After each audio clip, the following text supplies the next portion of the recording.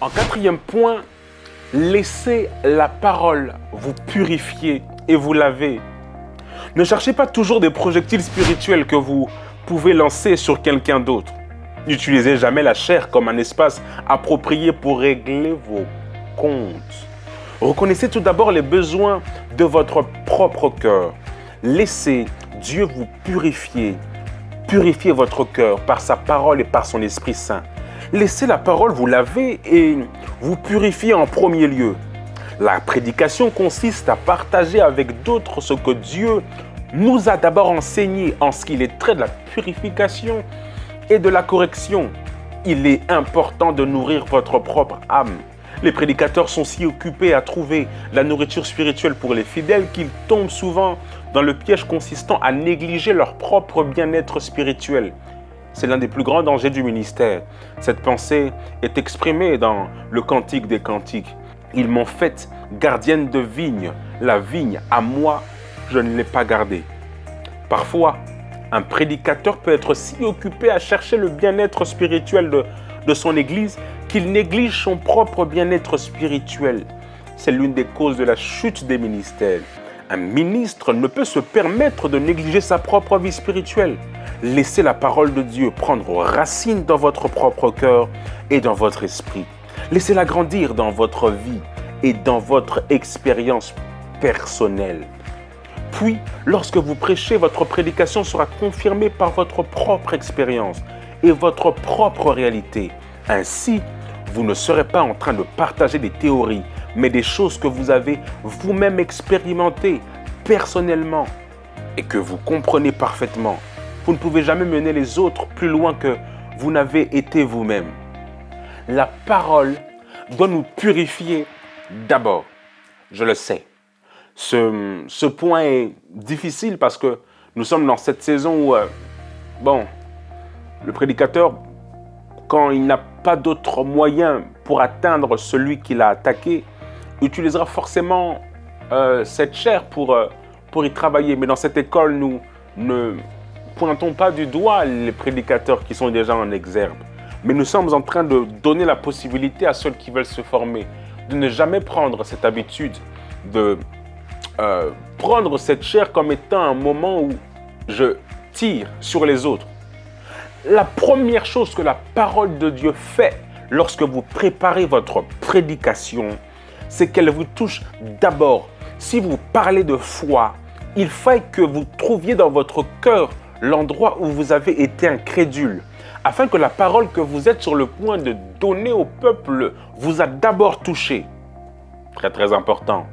En ce qu'il est question de la purification, de la correction, assurez-vous que dans la préparation de votre message, que le message vous touche d'abord avant qu'il ne touche les autres.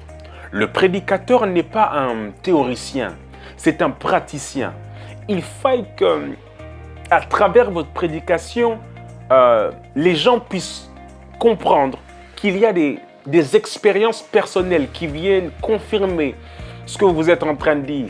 Très, très important. Parce qu'à force d'être le prédicateur qui dit « Vous devez croire en Dieu, vous devez avoir la foi, tu n'as pas assez la foi » et que vous ne présentez pas en face du peuple un homme que vous êtes qui a un moment failli mais qui a retrouvé cette foi, votre prédication sera non confirmée, avec peu d'impact. Nous sommes en train de donner les secrets qui font que la prédication soit efficace. Ce quatrième point est très très important, car il faut que le prédicateur soit un praticien. La vie du prédicateur parle beaucoup plus. Et c'est là, oui, c'est là souvent, nous sommes souvent très chercheurs de messages pour bénir le peuple de Dieu, pour aider le peuple de Dieu à avancer, mais nous ne prenons pas le temps de nous-mêmes être face à face avec cette parole afin qu'elle touche à notre âme. Lorsque l'apôtre Paul parle et qu'il traite un sujet lié à l'impudicité ou à la correction, il faille d'abord que ça me corrige moi et que je regarde les parties de ma vie où je n'ai pas, où j'ai des manquements, de sorte que lorsque je prêche, que même mon discours change et que l'humilité m'habite. Parce que cette parole m'a touché lorsque je n'avais pas le peuple. J'ai vu cette parole, cette révélation est entrée en moi. Et probablement, elle m'a fait pleurer. Elle m'a fait dire à quel point mon état était laborieux. Mais cette parole elle-même m'a donné une certaine espérance qui m'a amené à la repentance, pour amener les autres à la repentance. Refusez de prêcher un message qui concerne les autres, mais qui ne vous a pas d'abord concerné. Je suis en train de me répéter, mais c'est très très important. Ok, de Timothée 2:6, il faut que le laboureur travaille avant de recueillir des fruits. Vous devez recueillir, connaître vraiment et non pas de manière théorique ce que vous plantez et récolter sur le plan spirituel avant de les partager à d'autres. Vous ne devriez jamais donner aux autres une chose à laquelle vous n'avez pas vous-même goûté. Vous ne pouvez pas essayer d'amener les autres sur des sentiers que vous n'avez jamais parcourus vous-même. À mesure que la parole de Dieu habite dans votre cœur, dans votre vie, vous deviendrez un message vivant, une épître vivante. Vous ne serez pas uniquement quelqu'un qui dit des sermons, mais quelqu'un dont la vie, même communique la vie, oh mon Dieu, la force, la bénédiction à ceux qui vous écoutent. Absolument. Il y a un témoignage qui me met toujours devant la croix et me dire à quel point Dieu est un Dieu bon.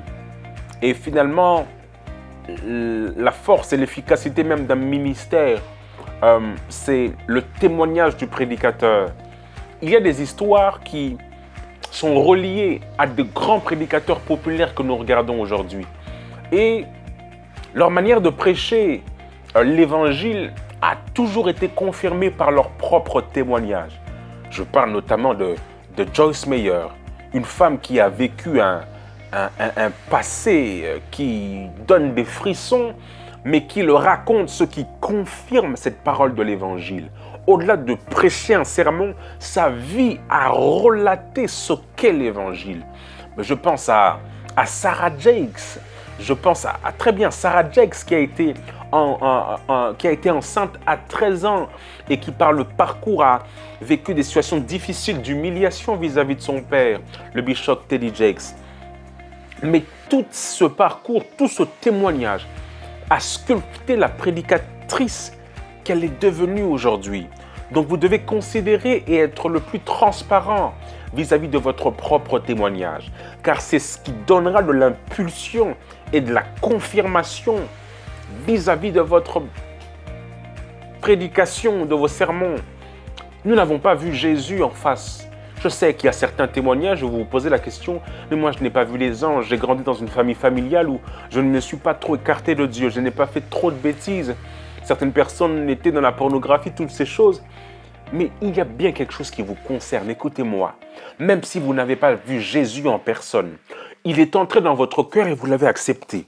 Votre caractère a changé. Vous aviez une nature adamique vous aussi.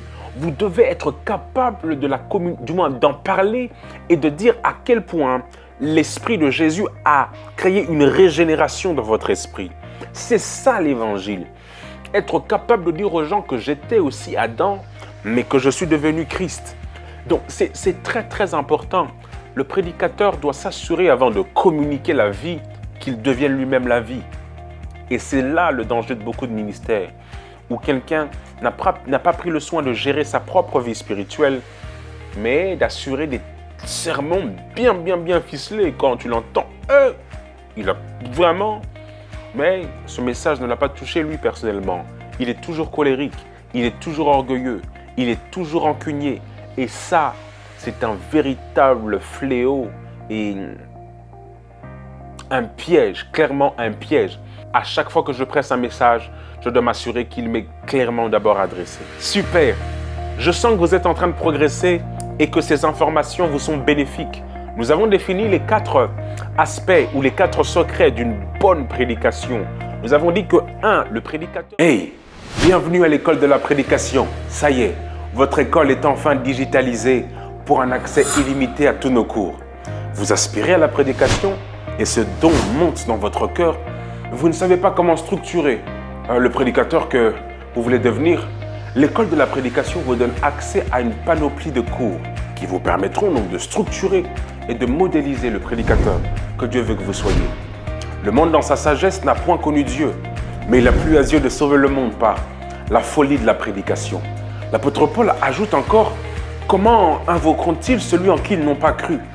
Et comment croiront-ils en celui en qui ils n'ont pas entendu parler? Et surtout, comment entendront-ils parler si personne ne prêche?